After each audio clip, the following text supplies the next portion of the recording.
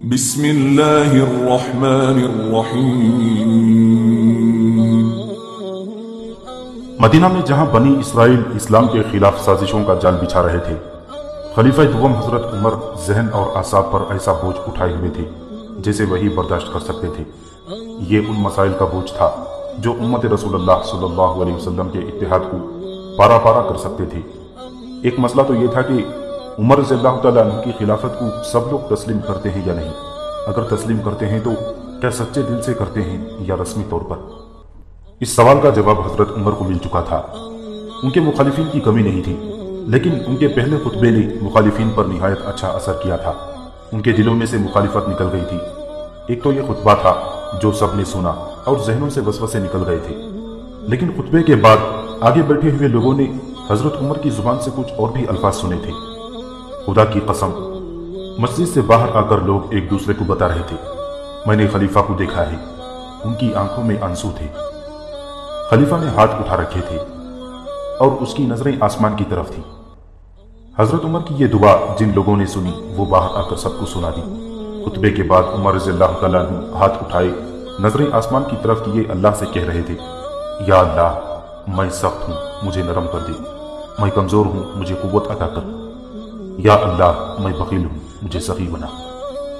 پھر آگے بیٹھے ہوئے لوگوں نے جو عمر رضی اللہ تعالیٰ عنہ کی آواز سن سکتے تھے باہر آ کر سب کو بتایا کہ خلیفہ خاموش ہو گئے اور اپنے دونوں ہاتھ چہرے پر رکھ کر سر کو جھکا لیا۔ بیٹھے بیٹھے لوگوں کی طرف مڑے، خطبہ ختم ہو چکا تھا جو حضرت عمر رضی اللہ تعالیٰ عنہ نے کھڑے ہو کر دیا تھا۔ وہ بیٹھ گئے تو مسجد میں تمام آدمیوں نے جگمگوئیاں شروع کر دی تھی۔ اس وقت حضرت عمر بن خطاب رضی اللہ تعالیٰ عنہ نے یہ بھی کہا تھا، اللہ نے میرے دو عظیم رفیقوں کے بعد مجھے یہ ذمہ داری سونپ کر میرے ساتھ تم سب کو بھی آزمائش میں ڈال دیا ہے۔ خدا کی قسم، تمہارا جو مسئلہ اور جو معاملہ میرے سامنے آئے گا اسے میں ہی سلجھاؤں گا، اور جو لوگ اور ان کے مسئلے میری نظروں سے دور ہوں گے ان کی بھی کفایت اور امانت کو ہاتھ سے نہیں جانے دوں گا، اور مسئلے مجھ سے کتنے ہی دور ہو جائیں میں ان تک پہنچوں گا۔ اگر لوگوں نے میرے ساتھ بھلائی کا رویہ روا رکھا تو میں یقیناً ان کے ساتھ بھلائی کروں گا، اور جو لوگ برائی سے باز نہیں آئیں گے میں انہیں عبرتناک سزا دوں گا۔ یہ تو ایک مسئلہ تھا جو بہت حد تک حل ہو گیا تھا۔ لوگوں نے مسجد سے باہر آ کر خلیفہ حضرت عمر رضی اللہ تعالیٰ عنہ کی یہ باتیں سنی جو وہ ان کی زبان سے نہیں سن سکے تھے، تو جن کے دلوں میں کچھ مخالفت باقی رہ گئی تھی انہوں نے بھی اپنے دل صاف کر لیے اور عمر کی خلافت کو دل و جان سے تسلیم کر لیا۔ دوسرا مسئلہ جو پہلے بیان ہو چکا ہے وہ محاذوں کا تھا۔ شام کے محاذ پر رومیوں نے قدم جما لیے تھے اور مسلمانوں کی پوزیشن کمزور ہو گئی تھی۔ سب سے بڑی دشواری یہ پیش آ رہی تھی کہ رومیوں کے مقابلے میں مسلمانوں کی نفری بہت تھوڑی تھی۔ رومیوں کے ایک نامور جنرل ہرقل نے بے انداز لشکر اکٹھا کر لیا تھا۔ ادھر تاریخ کے نامور سپہ سالار ابو عبیدہ رضی اللہ تعالیٰ عنہ ابن جراح، عمرو بن عاص رضی اللہ تعالیٰ عنہ، یزید بن ابی سفیان رضی اللہ تعالیٰ عنہ، مثنہ بن حارثہ اور خالد بن ولید رضی اللہ تعالیٰ عنہ موجود تھے، جنہوں نے کئی معرکوں میں رومیوں کے پاؤں اکھاڑ دیے تھے، لیکن نفری کی کمی کی پریشانی لگی رہتی تھی۔ خلیفہ اول حضرت ابوبکر صدیق رضی اللہ تعالیٰ عنہ اب بھی زندہ تھے تو محاذ سے مثنہ بن حارثہ مدینہ آئے اور خلیفہ کو محاذ کی صورتحال سے آگاہ کر کے درخواست کی کہ کمک کی ضرورت اتنی شدید ہو گئی ہے کہ اس کے بغیر فتح ممکن نہیں۔ مثنہ اس وقت ابوبکر رضی اللہ تعالیٰ عنہ کے ہاں پہنچے تھے جب وہ بستر مرگ پر تھے۔ انہوں نے اسی وقت حضرت عمر کو بلایا۔ ابن خطاب، ابوبکر رضی اللہ تعالیٰ عنہ نے نحیف سی آواز میں کہا تھا، ابن حارثہ مدد مانگنے آیا ہے، یہ جو کہتا ہے ایسا ہی کر اور اسے فوراً مدد دے کر محاذ کو واپس بھیج دے، اور اگر میں اس دوران فوت ہو جاؤں تو یہ میری وصیت ہے کہ محاذ کو کمک بھیجنے میں کوئی رکاوٹ نہ ہو۔ اسی شام یا ایک دو روز بعد ابوبکر رضی اللہ تعالیٰ عنہ فوت ہو گئے۔ ان کی وصیت عمر رضی اللہ تعالیٰ عنہ کے سینے پر لکھی ہوئی تھی۔ خلافت کے پہلے خطبے کے بعد عمر رضی اللہ تعالیٰ عنہ نے لوگوں سے کہا کہ عراق اور شام کے محاذوں پر مدد کی شدید ضرورت ہے، اس لیے لوگ ایک لشکر کی صورت میں منظم ہو کر مثنہ کے ساتھ محاذ پر جائیں۔ عمر کو یہ دیکھ کر مایوسی ہو رہی تھی کہ لوگوں میں محاذ پر جانے کے لیے ہچکچاہٹ سی نظر آ رہی تھی۔ اس کا سبب یہ تھا کہ مسلمانوں میں کچھ اس قسم کا تاثر پیدا ہو گیا تھا کہ رومی اور فارسی بہت بڑی جنگی طاقتیں ہیں، ان کے ہتھیار بھی بہتر قسم کے ہیں اور ان کی نفری بھی بہت زیادہ ہے۔ مدینے اور گرد و نواح کے لوگ اس وجہ سے بھی محاذ پر جانے کے لیے پس و پیش کر رہے تھے کہ حضرت عمر رضی اللہ تعالیٰ عنہ کی نظر رومیوں کے بجائے فارسیوں پر زیادہ تھی۔ حضرت عمر فارس پر فوج کشی میں زیادہ دلچسپی رکھتے تھے اور خلیفہ بننے سے پہلے وہ اپنے اس ارادے کا ذکر کرتے رہتے تھے۔ اس کی وجہ یہی ہو سکتی تھی کہ عمر رضی اللہ تعالیٰ عنہ رسول اللہ صلی اللہ علیہ وسلم کا ایک فرمان پورا کرنے کو بے تاب تھے۔ رسول اللہ صلی اللہ علیہ وسلم نے مختلف ملکوں کی بادشاہوں کو مراسلے روانہ کیے تھے کہ وہ اسلام قبول کر لیں۔ اس دعوت نامے کے جواب میں بیشتر بادشاہ خاموش رہے تھے یا کسی ایک آدھ نے طنزیہ سا جواب دے دیا تھا، لیکن فارس کے بادشاہ خسرو پرویز کا جواب سخت توہین آمیز تھا۔ اس کے دربار میں جب رسول کریم صلی اللہ علیہ وسلم کا قاصد پیغام لے کر گیا تو خسرو پرویز نے قاصد کے ہاتھ سے پیغام لے کر پڑھا اور آگ بگولا ہو گیا۔ اس نے قاصد کی بے عزتی کی اور پیغام پھاڑ کر اس طرح ہوا میں اچھال دیا کہ اس کے ٹکڑے اس کے دربار میں بکھر گئے۔ قاصد نے واپس آ کر رسول کریم صلی اللہ علیہ وسلم کو بتایا کہ خسرو پرویز نے پیغام پھاڑ کر اس کے ٹکڑے بکھیر دیے تھے، اس کی سلطنت اسی طرح ٹکڑے ٹکڑے ہو کر بکھر جائے گی۔ رسول اکرم صلی اللہ علیہ وسلم نے فرمایا اور خاموش ہو گئے۔ اب حضرت عمر رضی اللہ تعالیٰ عنہ خلیفہ تھے اور لوگوں کو وہ وقت یاد آ رہا تھا جب رسول کریم صلی اللہ علیہ وسلم کی زبان مبارک سے یہ الفاظ نکلے تھے۔ عمر اس وقت وہاں موجود تھے۔ فارس کے اس بادشاہ کی اس حرکت پر عمر کو جو غصہ آیا تھا وہ ان کے چہرے سے ظاہر ہو رہا تھا۔ اب فارس کا بادشاہ خسرو پرویز تو نہیں تھا، لیکن عمر رضی اللہ تعالیٰ عنہ فارس کی طاقتور سلطنت کے ٹکڑے کر کے بکھیر دینے کا عزم لیے ہوئے تھے۔ مسلمانوں پر فارسیوں کی کچھ زیادہ ہی دہشت داری تھی، جس کی ایک وجہ یہ تھی کہ فارسیوں کے پاس ہاتھی تھے جنہیں جنگ کی خصوصی ٹریننگ دی گئی تھی۔ یہ ہاتھی سندھ سے بھیجے گئے تھے اور ہاتھی بھیجنے والا سندھ کے راجہ داہر کے خاندان کا تھا۔ فارس کی فوج کے ساتھ مسلمانوں کی مختلف محاذوں پر ٹکر ہوئی تھی۔ مجاہدین نے ہر معرکے میں فارسیوں کو شکست دی تھی، لیکن انہیں بہت زیادہ دشواریاں پیش آئی تھیں۔ محاذوں سے جو شدید زخمی واپس آتے تھے، خصوصاً وہ جن کے اعضاء کٹ جاتے تھے، انہیں دیکھ کر لوگ ڈرتے تھے۔ یہ ڈر اس نوعیت کا نہیں تھا جو بزدلی کی پیداوار ہوتا ہے، نہ ہی زخمی مجاہدین لوگوں کو آ کر ڈراتے تھے۔ وہ ایسے ڈرپوک ہوتے تو محاذوں پر جاتے ہی نہیں۔ وہ دراصل شاکی تھے۔ شکوہ یہ تھا کہ اپنی نفری بہت کم تھی اور بیک وقت دو بہت ہی طاقتور بادشاہوں سے جنگ شروع کر دی گئی تھی۔ وہ کہتے تھے کہ پہلے ایک کو ختم کر کے پھر دوسرے کے ساتھ نبرد آزمائی کی جاتی۔ مورخ جن میں مصر کے محمد حسین ہیکل خصوصی طور پر قابل ذکر ہیں، لکھتے ہیں کہ جب عمر رضی اللہ تعالیٰ عنہ ظہر کی نماز کے بعد باہر نکلے تو لوگوں کا ہجوم تھا۔ عمر رضی اللہ تعالیٰ عنہ نے ایک بار پھر کہا کہ رفیق رسول صلی اللہ علیہ وسلم اور خلیفہ اول کی وصیت کا احترام کریں اور مثنہ بن حارثہ کو مایوس واپس نہ جانے دیں۔ محاذوں کے حالات تشویشناک ہوتے جا رہے ہیں۔ مورخ لکھتے ہیں کہ ہجوم پر سناٹا طاری ہو گیا اور لوگ ایک دوسرے کے منہ کی طرف دیکھنے لگے۔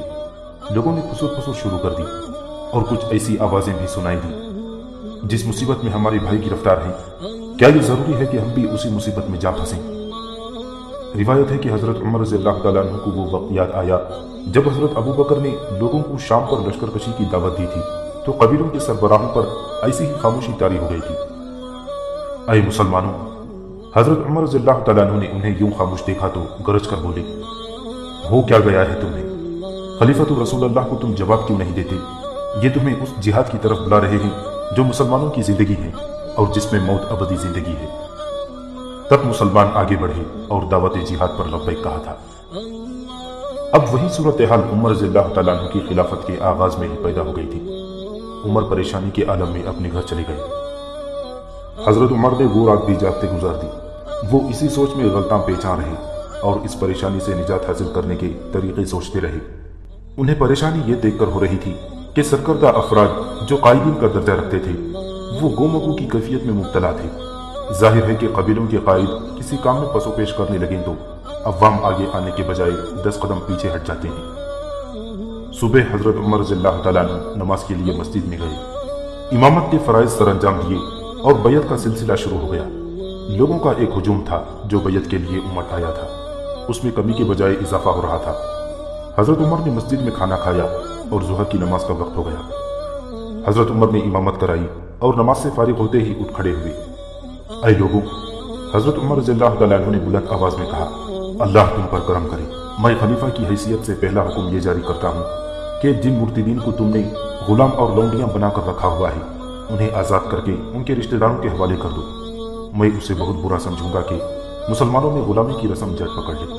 اللہ نے ہر انسان کو آزاد پیدا کیا ہے۔ یہ حکم لوگوں کے لیے غیر متوقع تھا اور غیر معمولی طور پر جرأت مندانہ۔ लोगों ने मुर्तिदीन को अपनी मर्जी से गुलाम बना के नहीं रखा था, बल्कि ये खलीफा अव्वल हजरत अबू बकर सिद्दीक रज़ियल्लाहु तआला अन्हु का हुक्म था, जो उन्होंने इर्तिदाद के खिलाफ जिहाद के आगाज में ही दे दिया था।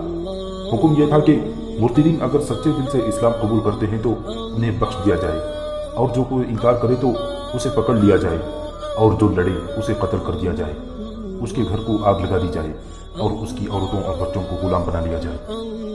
यह हुक्म बहुत ही सख्त और जालिमाना मालूम होता था।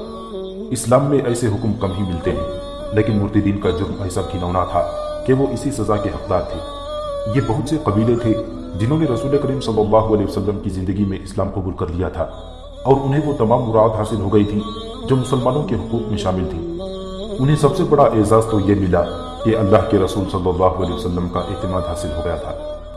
रसूल करीम सल्लल्लाहु अलैहि वसल्लम रहमत फरमा गए तो उसके साथ ही बहुत से कबीलों के सरदार इस्लाम से न सिर्फ मुनहरिफ हो गए थे, बल्कि इस्लाम के खिलाफ तकरीबी कार्रवाइयों में मसरूफ हो गए। उन्होंने पहला काम यह किया कि ज़कात देने से साफ इनकार कर दिया। यही नहीं बल्कि उनमें से रिसालत और नबूवत के दावेदार उठने लगे। खलीफा अव्वल हजरत अबू बकर सिद्दीक रज़ियल्लाहु तआला अन्हु ज़कात के मामले में बहुत ही सख्त थे। उनके ये अल्फाज तारीख के दामन में महफूज हैं। अगर ये लोग रसूलुल्लाह सल्लल्लाहु अलैहि वसल्लम की खिदमत में ऊंट बांधने वाली सिर्फ एक रस्सी बतौर ज़कात दिया करते थे, और अब उससे इनकार करते हैं तो खुदा की कसम मैं उनसे जंग करूंगा। उन लोगों का दूसरा जुर्म तो और ज्यादा संगीन था। उन्होंने खातिमुन नबीयीन सल्लल्लाहु अलैहि वसल्लम के बाद रसूल खड़े कर दिए थे। उनका मकसद ये था कि इस्लाम का चेहरा मस्ख करके उस मजहब को खत्म कर दिया जाए। वो मुसलमानों को धोखा देने के लिए मुसलमान हुए थे। तकरीबकारी के आगाज के लिए उन्होंने निहायत मौजूद वक्त देखा, यानी रसूलुल्लाह सल्लल्लाहु अलैहि वसल्लम की रहलत का वक्त। मुर्तिदीन ने सोचा था कि मदीना मातम कदा बना हुआ होगा और मुसलमानों का हौसला और जज्बा खत्म ना हुआ तो इतना कमजोर जरूर होगा कि उनमें लड़ने की हिम्मत नहीं होगी। हजरत अबू बकर सिद्दीक रज़ियल्लाहु तआला अन्हु ये जराइम माफ करने वाले नहीं थे। उन्होंने खालिद बिन वलीद और अम्र बिन आस रज़ियल्लाहु तआला अन्हु अजमईन जैसे नामूर और तारीख साज सालारों को मुर्तिदीन की सरकोबी के लिए भेजा। उन सालारों को खूनरेज लड़ाइयां लड़नी पड़ी। उन्होंने थोड़े से अरसे में बनु असद, क़ज़ा और बनु तमीम जैसे ताकतवर और सरकश कबीलों को तहत कर लिया। हजरत अबू बकर सिद्दीक रज़ियल्लाहु तआला अन्हु ने मुर्तिदीन की बहबूनी के लिए बड़े ही सख्त अहकाम दिए थे। उनके आदमियों, औरतों और बच्चों को गुलाम तक बना लिया था। लेकिन हजरत उमर ने हुक्म जारी कर दिया कि उन गुलामों को आज़ाद करके उनके रिश्तेदारों के हवाले कर दिया जाए। मदीना के लोगों को यह हुक्म पसंद न आया। मजमे में मुख्तलिफ आवाजें उठी। कोई कह रहा था कि हमने खलीफा अव्वल के हुक्म से गुलामी में रखा था। किसी ने कहा कि खलीफा अव्वल के हुक्म की खिलाफ वर्जी उनकी वफात के बाद अच्छा अक़दाम नहीं। मुअर्रिख ने मुख्तलिफ हवालों से राय दी है कि मुर्तिदीन ने अपने अज़ाइम और मकासिद में शिकस्त खाई तो उनमें से बहुत से ताइब होकर सच्चे दिल से मुसलमान हो गए थे। जिनको गुलाम बना लिया गया था वो मुसलमानों के हुस्न सलूक से मुतासिर होकर उनके वफादार हो गए थे। हजरत उमर बिन खत्ताब रज़ियल्लाहु तआला अन्हु ने जब देखा कि लोग मुसन्ना बिन हारिसा के साथ महाजों पर जाने के लिए तैयार नहीं हो रहे तो उन्होंने इस तवक्को पर मुर्तिदीन के गुलाम आज़ाद करने का हुक्म दिया था कि वो खुश हो जाएंगे, और उनमें से जिन्होंने इस्लाम कबूल कर लिया है वो दावत जिहाद कबूल करके इराक और शाम के महाजों पर चले जाएंगे। बाज़ मुबस्सिरों ने लिखा है कि हजरत उमर ने कहा था कि मुसलमानों में गुलाम रखने की रस्म नहीं होनी चाहिए। उन्होंने यह भी कहा था कि अल्लाह ने इंसान को आज़ाद पैदा किया है। हजरत उमर ने सिर्फ इसलिए उन गुलामों को आज़ाद करने का हुक्म दिया था कि मुसलमानों में गुलामी का रिवाज पक्का ना हो जाए, और दूसरे इसलिए कि इंसान का गुलाम न रहे। लोग इस हुक्म पर एतराज कर रहे थे। हजरत उमर की जो दरश्ती मशहूर थी वो आउट कर आई। उन्होंने कहा, अरब की मिसाल एक ऊंट की सी है जिसे नकील पकड़ी हुई है और वो अपने सारिबान के पीछे पीछे चलता है। ये देखना सारिबान का फर्ज है कि वो ऊंट को किस तरफ ले जाता है। रब्बे काबा की कसम, मैं अरबों को राह रास्त पर लाके छोड़ूंगा। मुसन्ना बिन हारिसा ने किसी तरह महसूस कर लिया कि लोग फारस की जंगी ताकत से खाइफ हैं। किसी कबीले के सरदार ने इस खौफ का इजहार भी कर दिया। हमारे पास इतनी ताकत नहीं कि हम फारस पर हमला करें। उस सरदार ने कहा, फारस की जंगी ताकत को कभी मैदान जंग में देखें फिर बात करें। मुसन्ना बिन हारिसा से रहा ना गया। वो उठ खड़ा हुआ। उसने ये भी ना देखा कि खलीफा लोगों से मुखातिब है। ऐ लोगों, मुसन्ना ने बड़ी ही बुलंद आवाज में कहा, वो कौन सा फारस है जिसका खौफ तुम्हारे दिलों पर बैठ गया है?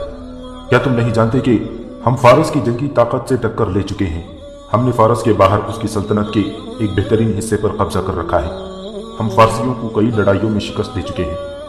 हमने बाबुल के खंडरात में फारसियों को शिकस्त दी है, लेकिन मुश्किल ये पेश आ गई है कि फारस के बादशाह ने अपनी हारी हुई फौज के लिए कमक भेज दी है, मगर हम कमक से महरूम हैं। क्या तुम ये भी नहीं कर सकते कि जो मुजाहिदीन शहीद हो गए हैं उनकी कमी पूरी कर दो? तुम्हारे दिल इतने पत्थर क्यों हो गए हैं कि जो अल्लाह की राह में कुफ्र के खात्मे के लिए लड़ते हुए जख्मों से छलनी होकर बेकार हो गए हैं, उनकी खाली जगह पुर नहीं करते? खुदा की कसम, मुसलमान किसी से कभी नहीं डरे। मैं महाज से आया हूँ, नफरी की कमी की वजह से हम किला बंद हो गए हैं। हम अपने दिफा में लड़ सकते हैं, किले से निकलकर पेश कदमी नहीं कर सकते। क्या तुम उस दिन के इंतजार में हो जिस दिन तुम्हारे भाई और तुम्हारे बेटे महाज से भाग कर आएंगे और तुम्हें आकर बताएंगे कि वो अपनी साथियों की लाशें और तड़पते कराहते हुए जख्मी मैदान में छोड़ आए हैं और वो फारसियों के घोड़ों तले रौंदे जा रहे हैं? मजमे पर सन्नाटा तारी हो गया। हजरत उमर रज़ियल्लाहु तआला अन्हु लोगों के चेहरों से उनके तासुरात और रद्द अमल मालूम करने की कोशिश कर रहे थे। मुसल्ला बोलता जा रहा था और लोगों के चेहरों के तासुरात बदलते जा रहे थे। फिर लोगों में बेचैनी देखने में आई। उमर ने भांप लिया कि लोगों में जज्बा बेदार हो रहा है और उन्होंने मुसन्ना का असर कबूल कर लिया है। हजरत उमर बिन खत्ताब उठ खड़े हुए। मुसन्ना बैठ गया। अय ईमान वालों, हजरत उमर रज़ियल्लाहु तआला अन्हु ने कहा, क्या तुम हिजाज में ही कैद होकर बैठ जाना चाहते हो? क्या वो लोग तुम में से नहीं हैं जो अपने घर बार छोड़कर कहां से कहां जा पहुंचे हैं और उस सरजमीन पर फैल जाने को चले गए हैं जिसका वादा अल्लाह ने अपनी किताब में किया है कि वो तुम्हें उसका वारिस बनाएगा? अल्लाह तुम्हारे दीन को बेदीन लोगों के दिलों पर गालिब करेगा। अल्लाह अपने दीन के पैरोकारों को दूसरी कौमों की मीरास अता करने वाले हैं। खुदा की कसम, तुम अल्लाह के वादों से भाग रहे हो या फारसियों की हैबत तुम पर तारी हो गई है? क्या तुम में अल्लाह के माबूद होने की शहादत देने वाला कोई नहीं रहा? क्या तुम बातिल से डरते हो इसलिए हक की तलवार को बेनियाम नहीं करते? लोगों में खुसर खुसर सुनाई देने लगी, जो बुलंद होते होते ऊंची आवाजों की सूरत इख्तियार कर गई। फिर ये आवाजें एक आवाज में सिमट गई। खुदा की कसम, हमने रसूलुल्लाह सल्लल्लाहु अलैहि वसल्लम के दिखाए हुए रास्ते पर चलकर अल्लाह के दीन को सर बुलंद किया और उसे अरब की सरहदों से बाहर ले जाकर फैलाया। वो कौन सी कौम थी जिसने हमें ललकारा और हमने उसे नीचा नहीं दिखाया? रसूलुल्लाह सल्लल्लाहु अलैहि वसल्लम हमसे जुदा हो गए तो हमने खलीफा अव्वल हजरत अबू बकर रज़ियल्लाहु तआला अन्हु की क़ियादत कबूल की और हर हाल में उनके साथ रहे। अल्लाह ने हमारी मदद की। हम में से किसी पर कभी ये कैफियत तारी नहीं हुई थी जो आज हो गई है। हमें क्या हो गया है कि हम अपने खलीफा उमर की दावत जिहाद पर खामोश बैठे हैं? ये आवाज अबू उबैद बिन मसूद बिन अम्र वल तक़फ़ी की थी। मैं मुसन्ना बिन हारिसा के साथ जाऊंगा, अबू उबैद बिन मसूद ने कहा। और मैं भी, एक सहाबी सलीद बिन कैस रज़ियल्लाहु तआला अन्हु ने उठकर कहा। और उसके बाद लब्बैक लब्बैक की आवाजें होने लगी। महाज पर जाने वालों की तादाद 1000 तक पहुंच गई। हजरत उमर रज़ियल्लाहु तआला अन्हु का चेहरा खुशी से तमतमाने लगा। मुअर्रिख लिखते हैं कि जिहाद पर जाने वाले ये तमाम रज़ाकार मदीना के रहने वाले थे। एक अजीब सवाल पैदा हो गया। खलीफा रसूल, एक सरकर्दा मदनी ने उठकर कहा, क्या आप देख रहे हैं कि महाज पर जाने वालों में अक्सरियत मदीना के अंसार और मुहाजिरीन की है? मैं देख रहा हूं, हजरत उमर ने कहा। और तुमने ये बात क्यों कही है? इसलिए कही है कि इस लश्कर का सालार कोई मदनी ही होना चाहिए। मदनी ने जवाब दिया, किसी ऐसे मुहाजिर या अंसारी को इस कमक की सालारी दें जिसने पहले कभी मैदान जंग में शुजाअत दिखाई हो और वो साहबा इकराम में से हो। नहीं, हजरत उमर रज़ियल्लाहु तआला अन्हु ने कहा, वल्लाह मैं किसी मदनी या किसी सहाबी को सालार नहीं बनाऊंगा। अल्लाह ने तुम्हें सरबुलंदी इसीलिए अता फरमाई थी कि तुमने दीन के दुश्मनों के सर कुचलने के लिए हिम्मत और शुजाअत के जौहर दिखाए थे। मगर मैं 3 दिनों से देख रहा हूं कि तुम्हारे चेहरों पर बुज़दिली लिखी हुई थी। तुम दुश्मन के सामने जाने से डर रहे थे। तो क्या सालारी और अमारत के लिए उस शख्स ने बरतरी हासिल नहीं कर ली जो अपने दीन की हिफाजत और फरोग के लिए सबसे पहले आगे आया था? खुदा की कसम, इस लश्कर का अमीर यही शख्स होगा। अबू उबैद, उठो, मैंने तुम्हें इस लश्कर का अमीर मुकर्रर किया जो मुसन्ना बिन हारिसा के साथ जा रहा है। फिर हजरत उमर ने साद बिन उबैद और सलीद बिन कैस को पुकारा। वो दोनों उठे। तुम अबू उबैद के बाद बोले थे कि तुम महाज पर जाओगे। उमर ने कहा, अबू उबैद से पहले उठते तो लश्कर के अमीर तुम होते। इब्ने खत्ताब सुलैद बिन कैस ने कहा, बेशक दिलों में जो कुछ है वो अल्लाह जानता है। मैं जिहाद पर अमारत के लिए नहीं, अल्लाह की खुशनुदी के लिए जा रहा हूं। इस कमक की तादाद भी बढ़ रही थी। हजरत उमर ने मुसन्ना का मदीना में रुके रहना मुनासिब ना समझा। महाजों की सूरत हाल तशवीशनाक थी। ابن حارثہ عمر رضی اللہ تعالیٰ عنہ نے کہا، تم ابھی عراق کو روانہ ہو جاؤ اور محاذ کو سنبھالو، کم اب 1-2 دنوں میں جنگ کی تیاری مکمل کر کے روانہ ہوگی۔ ایک ایک ساتھ ایک ایک لمحہ قیمتی ہے، یہاں انتظار نہ کرو، اور ضروری احتیاط یہ ہے کہ جب تک یہ کمک نہ پہنچ جائے لڑائی سے گریز کرنا، کسی بھی طرف پیش قدمی کا خطرہ مول نہ لینا۔ مثنى بن حارثہ مسرور اور مطمئن محاذ کو روانہ ہو گیا۔ 2 دنوں بعد کمک بھی روانگی کے لیے تیار ہو گئی۔ کسی بھی تاریخ میں اس کی تعداد نہیں لکھی، یہ تعداد یقیناً 2000 کے قریب تھی۔ ابو عبید، حضرت عمر نے بوقت رخصت ابو عبید کو آخری ہدایت دی، تمہیں محاذ پر رسول اللہ صلی اللہ علیہ وسلم کے کئی صحابہ کرام ملیں گے، وہ جو کہیں گے اس پر عمل کرنا۔ تم کمک کے اس لشکر کے امیر ہو اور محاذ پر جا کر تم اس کے سالار ہوگی۔ کوئی کارروائی اور کوئی فیصلہ صحابہ کرام کے مشورے کے بغیر نہ کرنا، جلد بازی سے کام نہ لینا۔ تم بہت بڑی بادشاہی کے خلاف لڑنے جا رہے ہو، جنگ میں کامیابی حاصل کرنے کے لیے ہر صورتحال کو ٹھنڈے دل سے سوچنے کی اور ہر موقع سے فائدہ اٹھانے کی ضرورت ہے۔ الوداع ابو عبید، اللہ تمہارے ساتھ ہے۔ حضرت عمر کچھ دور تک اس لشکر کے ساتھ گئے۔ دور جا کر ابو عبید نے پیچھے دیکھا، مدینہ کے باہر اور مکانوں کی چھتوں پر مردوں اور عورتوں کے ہاتھ بلند ہو کر ہل رہے تھے۔ کمک کا مسئلہ حل ہو گیا تھا۔ حضرت عمر نے اپنے اس حکم پر توجہ مرکوز کر لی کہ ارتداد کے خلاف جہاد کے دوران جن مرتدین کو غلام بنایا گیا تھا انہیں آزاد کر دیا جائے۔ ان غلاموں کے آقا اس حکم پر خوش نہیں تھے، لیکن حضرت عمر اپنے احکام منوانا جانتے تھے۔ انہوں نے اپنے انتظام کے تحت گھر گھر اپنا یہ حکم پہنچا دیا کہ غلاموں کو آزاد کر دیا جائے۔ لوگ غلاموں کو آزاد کرنے لگے۔ مدینہ کی چھوٹی سی ایک مضافاتی بستی میں اونٹوں اور گھوڑوں کا ایک تاجر رہتا تھا جس کا نام ابو زبیر تھا۔ دولت مند آدمی تھا۔ وہ تھا تو گھوڑوں کا سوداگر جو ادھر ادھر سے گھوڑے لا کر بیچتا تھا، لیکن وہ گھوڑوں کے دوسرے سوداگروں سے اس لحاظ سے مختلف تھا کہ وہ گھوڑوں کو جنگی تربیت بھی دیتا تھا۔ اس کے سدھائے ہوئے گھوڑے میدان جنگ کے لیے کارآمد اور قابل اعتماد ثابت ہوتے تھے۔ ابو زبیر جو اپنے قبیلے کا ایک سرکردہ فرد تھا، میدان جنگ کا شہ سوار تھا اور قیق زنی میں خصوصی مہارت رکھتا تھا۔ رسول اللہ صلی اللہ علیہ وسلم کے وصال کے بعد ارتداد کا فتنہ اٹھا تو خلیفہ اول حضرت ابوبکر صدیق رضی اللہ تعالیٰ عنہ نے مرتدین کے خلاف جہاد کا اعلان کر دیا۔ ابو زبیر بھی اس جہاد میں شریک ہوا۔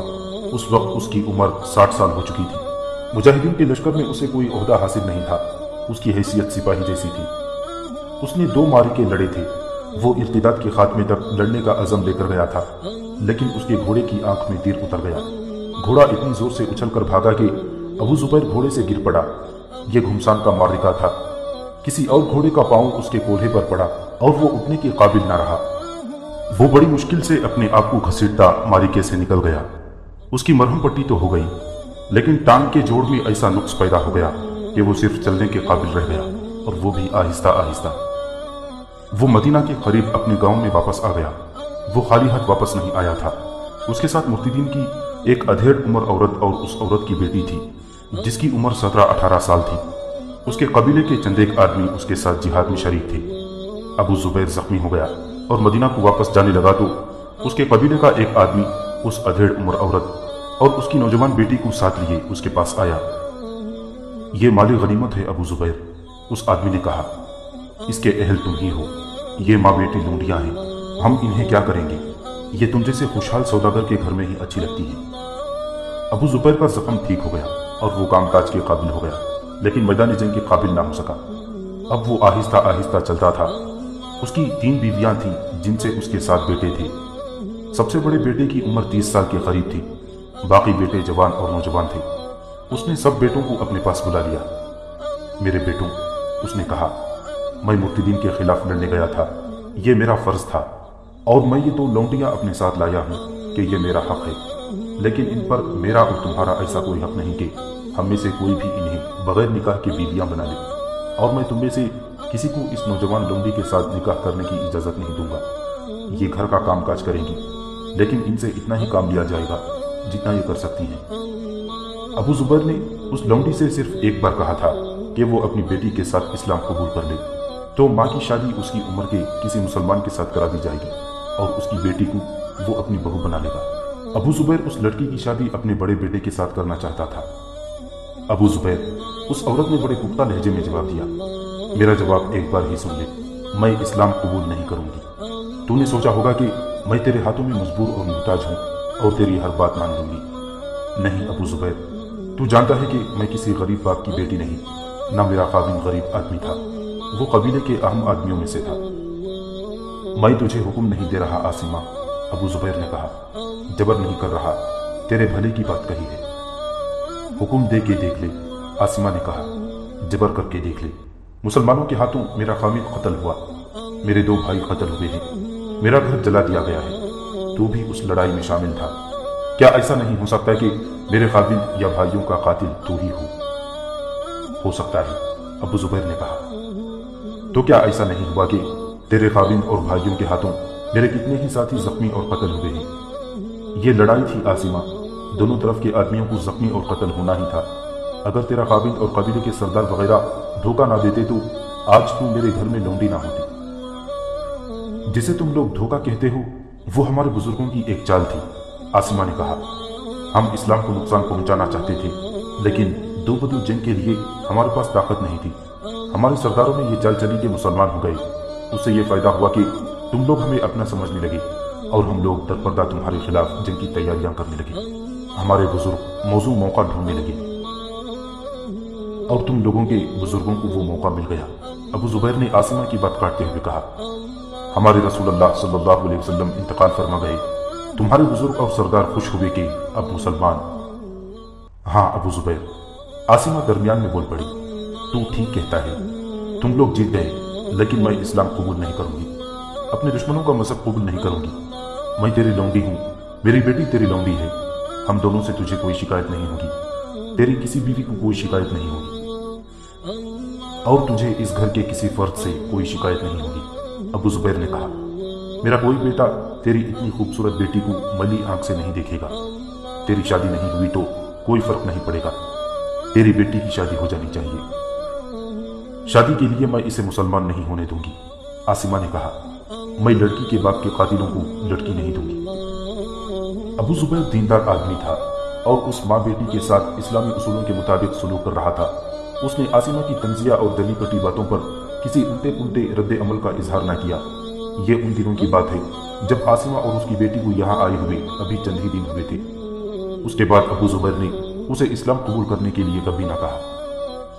عاصمہ کو ابو زبیر کے گھر آئے ہوئے 2-3 مہینے گزر گئے تھے۔ وہ ایک روز کسی کام سے استبل میں گئی تو ابو زبیر ایک آدمی کو گھوڑے دکھا رہا تھا۔ اس آدمی کی عاصمہ کی طرف پیٹھ تھی۔ یہ شخص گھوڑا خریدنے آیا تھا۔ اس نے مڑ کر دیکھا تو عاصمہ کو اس کا چہرہ نظر آیا۔ وہ چونک پڑی۔ اس شخص کا رد عمل بھی کچھ ایسا ہی تھا۔ اس کے چہرے پر حیرت کا گہرا تاثر تھا۔ عاصمہ جس کام کے لیے آئی تھی وہ کر کے چلی گئی۔ اس شخص نے ایک گھوڑا خریدا اور استبل سے نکل گیا۔ باہر اس کا گھوڑا کھڑا تھا۔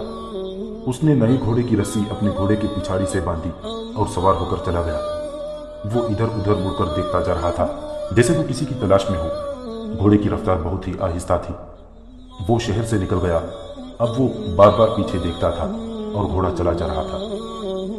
ابن داؤد، اسے ایک نسوانی آواز سنائی دی۔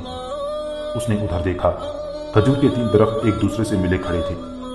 ان کے ساتھ ہی ریتیلی مٹی کی ڈھیری تھی۔ وہاں ایک عورت کھڑی تھی۔ عاصمہ۔ ابن داؤد گھوڑے سے کود کر اترا اور عاصمہ کے قریب جا کر کہنے لگا، میں تمہیں دیکھتا آ رہا تھا، تم یہاں کیسے؟ مسلمان ہو گئی ہو، گھوڑوں کے اس سوداگر کی بیوی بن گئی ہو۔ بیوی نہیں، لونڈی، عاصمہ نے افسردہ سے لہجے میں جواب دیا۔ غلامی کی زندگی بسر کر رہی ہوں، مسلمان نہیں ہوئی، نہ ہوں گی۔ تو چلو میرے ساتھ، ابن داؤد نے کہا، تمہارے آقا کو پتہ چلنے تک اتنی دور پہنچا دوں گا جہاں تک کوئی نہیں پہنچ سکتا۔ بیٹی کو چھوڑ کر کیسے چلی جاؤں؟ عاصمہ نے کہا، وہ بھی میرے ساتھ ہے۔ کیا تم نہیں جانتے کہ میرا خاوند اور 2 بھائی لڑائی میں مارے گئے ہیں؟ ہم نے بہت بری شکست کھائی ہے۔ ابن داؤد، ہم نے جو مقصد حاصل کرنا چاہا تھا وہ نہ کر سکے۔ میں نے سنا تھا کہ بنی اسرائیل کے دانشور جو منصوبہ بناتے ہیں وہ ناکام نہیں ہوا کرتا، لیکن تمہاری قوم کا یہ منصوبہ ایسا ناکام ہوا کہ ہم لوگ ساری عمر اٹھنے کے قابل نہیں رہے۔ اس ناکامی کی ذمہ داری نہ مجھ پر عائد ہوتی ہے نہ تم پر، ابن داؤد نے کہا۔ منصوبہ ہر لحاظ سے کارآمد اور مکمل تھا، لیکن لڑنے والوں نے ہمت ہار کر اتنا اچھا منصوبہ خاک میں ملا دیا۔ جانی نقصان تو ہونا ہی تھا، سب سے بڑا نقصان یہ ہوا کہ اسلام کی جڑیں پہلے سے زیادہ مضبوط ہو گئیں۔ لیکن میں ابھی نہیں ہاری، عاصمہ نے کہا۔ میں نے اپنے بھائیوں اور اپنے خاوند کے خون کا انتقام لینا ہے۔ کبھی تو جی میں آتی ہے کہ اپنے اس آقا ابو زبیر کو قتل کر دوں۔ یہ بھی تمہارے خلاف لڑا تھا، لیکن تمہاری بات یاد آتی ہے کہ کسی ایک آدمی کو قتل کرنے سے ہمارا اتنا بڑا منصوبہ کامیاب نہیں ہو سکتا، بلکہ اسے نقصان پہنچتا ہے۔ میری دوسری باتیں بھی یاد رکھنا جو تمہیں بتا رہا ہوں، ابن داؤد نے کہا۔ کتنا اچھا ہوا کہ تم یہاں مل گئی ہو۔ ہم نے تم سے بہت کام لینا ہے۔ تمہاری بیٹی جوان ہو گئی ہے، اس سے بھی کام لینا ہے۔ میں اس کی تربیت اپنی نظریات اور اپنے منصوبے کے مطابق کر رہی ہوں۔ اس کے دل میں اسلام کی نفرت پیدا کر دی ہے۔ تم نے اصل ہدایت دی ہی نہیں ہوگی، ابن داؤد نے کہا۔ میں جان گئی ہوں تم کس ہدایت کی بات کر رہے ہو، عاصمہ نے کہا۔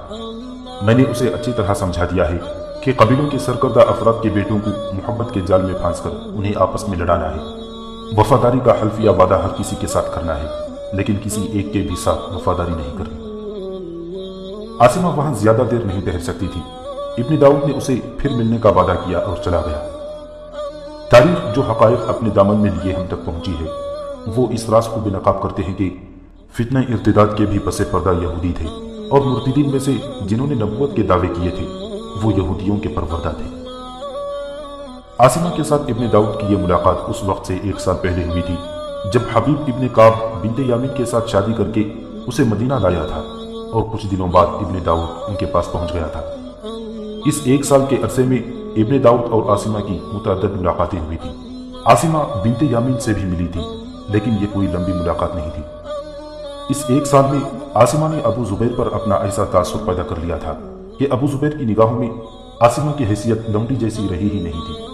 ابو زبیر کی بیویاں بھی عاصمہ کو لونڈی نہیں سمجھتی تھی۔ عاصمہ نے اپنی شاریہ بنت عقیل کو اپنے حسن و جمال کے استعمال کے طریقے عملاً ازبر کرا دیے تھے، اور اسے یہ اصول ذہن نشین کرا لیا تھا کہ اپنے جسم کو مرد کے ہاتھوں میں کھلونا نہیں بننے دینا، اور جسے دام محبت میں لو اس کے لیے بڑا ہی دلکش اور صحرا کی رات جیسا ٹھنڈا سراب بنے رہنا، اور جب وہ تھک ہار کر اور مایوس ہو کر رکنے لگے تو اسے بازوؤں میں تھام لینا، اور اپنے ان ریشم جیسے نرم و ملائم بالوں اور پھول کی پتیوں جیسے گالوں کے لمس سے اس کے وجود میں نئی روح پھونک کر اسے تر و تازہ کر دینا۔ شاریہ کے بال بھی ریشم جیسے نرم و ملائم تھے، اور گال بھی پھول کی پتیوں جیسے تھے۔ وہ عرب کے حسن کا شاہکار تھی، اور اس نے اپنے حسن و جمال کے دام میں جسے پھانسا تھا وہ اس کے آقا کا ایک نوجوان بیٹا سلمان تھا۔ ابو زبیر نے اپنے بیٹوں کو سختی سے کہہ رکھا تھا کہ وہ عاصمہ کے اور اس کی بیٹی شاریہ کے ساتھ بے تکلفانہ مراسم پیدا نہ کریں۔ ابو زبیر شاریہ کی جوانی اور اس کے حسن کو دیکھ کر خطرہ محسوس کرتا رہتا تھا کہ اس کا کوئی بیٹا کوئی الٹی سیدھی حرکت کر بیٹھے گا۔ یہ خطرہ صرف اس صورت میں ختم ہو سکتا تھا کہ عاصمہ اور شاریہ اسلام قبول کر لیں اور ابو زبیر اپنے کسی ایک بیٹے کی شادی شاریہ کے ساتھ کر دے، لیکن عاصمہ اسلام قبول کرنے سے صاف انکار کر چکی تھی۔ ابو زبیر کو معلوم نہیں تھا کہ وہ جب رات کو گہری نیند سویا ہوا ہوتا ہے اس وقت اس کا بیٹا سلمان استبل سے منحق نوکروں کے کمرے میں شاریہ کے پاس ہوتا ہے، اور عاصمہ کچھ دیر کے لیے باہر چلی جاتی ہے۔ عاصمہ نے شاریہ کو کہنا شروع کر دیا تھا کہ اب وہ ابو زبیر کے ہی ایک اور بیٹے کو یا باہر کے کسی آدمی کو سلمان کا رقیب بنا دے، اور ان میں ایسی دشمنی پیدا کر دے کہ مسلمانوں کے 2 قبیلے نہیں تو خاندان آپس میں ٹکرا جائیں۔ شاریہ ماں کو یقین دلا رہی تھی کہ وہ ابو زبیر کے خاندان سے ہٹ کر ایک خاندان کو دیکھ رہی ہے۔ حضرت عمر رضی اللہ تعالیٰ عنہ کے ایک حکم نے اس خطرے کو ختم کر دیا تھا، لیکن خطرے میں اضافے کا امکان تھا۔ حکم یہ تھا کہ مرتدین کے جن افراد کو غلام اور لونڈیاں بنا دیا گیا تھا انہیں آزاد کر کے ان کے رشتہ داروں کے حوالے کر دیا جائے۔ پہلے بیان ہو چکا ہے کہ اس حکم پر ان لوگوں نے اعتراض کیا تھا جن کے پاس غلام اور لونڈیاں تھیں۔ اس کی اجازت خلیفہ اول حضرت ابو بکر صدیق رضی اللہ تعالیٰ عنہ نے دی تھی، لیکن خلیفہ دوم حضرت عمر کی سیاست کچھ اور تھی۔ سالار مسنہ بن حارثہ نے بھی تاریخی روایت کے مطابق عمر کو مشورہ دیا تھا کہ مرتدین میں سے بہت سے لوگ تائب ہو چکے ہیں، بہتر ہوگا کہ انہیں اعتماد میں لے لیا جائے اور ان کے عزیز رشتہ دار واپس کر دیے جائیں۔ عمر نے خود بھی یہی سوچا تھا۔ مرتدین اب سچے دل سے مسلمان ہوئے تھے، یہ اسلام کی عسکری طاقت تھی۔ عمر نے غلاموں اور لونڈیوں کو آزاد کرنے کا حکم نامہ جاری کر دیا۔ ابو زبیر نے عاصمہ اور اس کی بیٹی شاریہ کو اپنے پاس بلا لیا۔ آج سے تم اس گھر کی لونڈیاں نہیں ہو، ابو زبیر نے انہیں کہا۔ تم نے خلیفہ کا حکم سن لیا ہے، لیکن میں تمہیں گھر سے نہیں نکال سکتا۔ تم یہ بتاؤ کہ میں تمہیں کس کے حوالے کر دوں؟ اپنا کوئی قریبی رشتہ دار بتاؤ، میں تمہیں وہاں چھوڑ آؤں گا۔ یہ میں 1-2 روز بعد بتا سکوں گی، عاصمہ نے کہا۔ میرا دور کا ایک رشتہ دار مدینہ میں ہے، اس نے اسلام قبول کر لیا ہے اور اس نے کچھ عرصہ پہلے یہاں سے ایک گھوڑا بھی خریدا تھا۔ عاصمہ اسی روز ابن داؤد سے ملی۔ ابن داؤد بھی مدینہ میں تھا۔ اب وہ حبیب بن کعب کے گھر نہیں بلکہ ایک دوست کے گھر رہتا تھا۔ اس کا یہ دوست دراصل یہودی تھا جس نے اپنے آپ کو مسلمان ظاہر کر رکھا تھا۔ وہ بڑھئی کا کام کرتا تھا۔ وہ مدینہ کا رہنے والا نہیں تھا، کوئی دور دراز کا گاؤں بتاتا تھا جہاں سے وہ روزی کمانے کے لیے مدینہ آیا اور یہیں آباد ہو گیا۔ شاریہ کی ملاقاتیں عاصمہ نے ابن داؤد سے بھی کرائی تھی۔ ابن داؤد نے شاریہ کو بتایا تھا کہ اس نے مسلمانوں سے اپنے باپ اور 2 ماموؤں کے خون کا انتقام لینا ہے اور اسلام کو تخریب کاری سے تباہ کرنا ہے۔ ابن داؤد نے اس لڑکی کو تخریب کاری کی بہت سے طریقے بتائے اور یہ بھی بتایا کہ بنت یامین مسلمان نہیں یہودی ہے۔ کیا ابو زبیر کے بیٹے سلمان کے ساتھ عشق و محبت کا ناٹک ٹھیک چل رہا ہے؟ ابن داؤد نے اس سے پوچھا۔ وہ تو میرے عشق میں پاگل ہوا جا رہا ہے، شاریہ نے ہنستے ہوئے جواب دیا تھا، لیکن اس کے باپ نے حکم دے رکھا ہے کہ میرے ساتھ اس کا کوئی بیٹا شادی نہیں کر سکتا۔ سلمان کہتا ہے کہ باپ نے شادی کی اجازت نہ دی تو وہ مجھے ساتھ لے کر مدینہ سے ہمیشہ کے لیے نکل جائے گا۔ میں بتا نہیں سکتی کہ اس کی کیا حالت ہو رہی ہے۔ اب ایسے ہی ایک اور نوجوان کو پاگل کر دوں، ابن داؤد نے کہا۔ میں تمہیں بتاتا ہوں وہ کون ہے۔ ابن داؤد نے اسے ایک نوجوان کا نام اور خاندان بتا کر کہا تھا، اسے سلمان سے ٹکرا دو، پھر سلمان کے باپ کے کان میں ڈال دو کہ اس خاندان کے اس لڑکے نے تم پر دست درازی کی ہے۔ ابن داؤد نے اسے کچھ اور ہدایت بھی دی تھی۔ تم دیکھتے چلو ابن داؤد، شاریہ نے کہا تھا، میں گھر کی دیواروں کے اندر رہ کر مدینہ میں خون کی ندیاں بہا دوں گی۔ ذہن میں ایک سوچ اور مقصد رکھو، ابن داؤد نے کہا تھا۔ مقصد یہ کہ ہمیں مسلمانوں کو جاہلیت کے انہی اندھیروں میں واپس دھکیلنا ہے جہاں سے انہیں محمد صلی اللہ علیہ وسلم نے نکالا تھا۔ ان کے آپس کے اختلاف موجود ہیں، ہم نے ان اختلافات کو دشمنی کا رنگ دینا ہے اور انہیں آپس میں ٹکرانا ہے تاکہ یہ ایک دوسرے کا خون بہا بہا کر ختم ہو جائے۔ ہم کئی اور طریقے استعمال کر رہے ہیں۔ میں جانتی ہوں، شاریہ نے کہا، ماں نے مجھے سب کچھ بتا دیا ہے۔ اس کے بعد شاریہ اور بنت یامین کی بھی ملاقاتیں ہوئی۔ بنت یامین نے شاریہ کو بتا دیا تھا کہ اس نے حبیب بن کعب کو اپنی مٹھی میں لے کر اس کا دماغ خراب کرنا شروع کر دیا ہے۔ یہودی اسلام میں نظریاتی اور دیگر طریقوں سے تخریب کاری میں لگے ہی رہتے تھے، لیکن خیبر کی شکست نے انہیں سانپ اور بچھو بنا دیا تھا۔ بنو قریظہ، بنو نذیر اور بنو قعقاع رسول اللہ صلی اللہ علیہ وسلم کے ہاتھوں شکست کھا کر منتشر ہو گئے تھے، مگر درپردہ اکٹھے ہو کر انہوں نے مسلمانوں کے خلاف زمین دوز کارروائیاں شروع کر دی تھی، بلکہ پہلے سے زیادہ خطرناک اور زیادہ تیز کر دی تھی۔ انہوں نے تو غزوہ خیبر کے فوراً بعد ایک یہودن کے ہاتھوں رسول اللہ صلی اللہ علیہ وسلم کو زہر تک دے دیا تھا۔ عاصمہ اور شاریہ کو ابو زبیر نے آزاد کر کے ابن داؤد کے حوالے کر دیا۔ ابن داؤد انہیں اپنے بڑھئی دوست کے گھر لے گیا۔ ابو زبیر کا بیٹا سلمان وہاں بھی شاریہ سے 3-4 دن ملتا رہا۔ ان 3-4 دنوں میں عاصمہ اور شاریہ کو ابن داؤد نے ابو سلمہ، اسحاق وغیرہ کے متعلق بتا دیا تھا کہ اس تخریب کاری کی کمان اور ہدایت کاری ان دونوں کے ہاتھ میں ہے اور وہ فلاں سمت ایک نخلستان میں بیٹھے ہوئے ہیں۔ ابن داؤد عاصمہ اور شاریہ کو 1-2 دنوں کے لیے وہاں لے جانا چاہتا تھا۔ ابن داؤد نے حبیب بن کعب کو یہ بتا رکھا تھا کہ وہ بنت یامین کا باپ ہے۔ بنت یامین 1-2 دنوں سے حبیب سے کہہ رہی تھی کہ وہ 2-4 دنوں کے لیے اپنے گاؤں جانا چاہتی ہے۔ حبیب پر وہ جادو بن کر غالب آ گئی تھی۔ وہ کہتی تھی کہ اپنے باپ کے ساتھ جائے گی اور اسی کے ساتھ واپس آ جائے گی۔ ابن داؤد نے بھی حبیب سے التجا کی کہ وہ اپنی بیٹی کو 2-3 دنوں کے لیے گاؤں لے جانا چاہتا ہے۔ حبیب نے اجازت دے دی۔ اگلی صبح ابن داؤد 2 گھوڑے لے آیا، ایک پر خود سوار ہوا، دوسرے پر بنت یامین سوار ہوئی اور وہ روانہ ہو گئے۔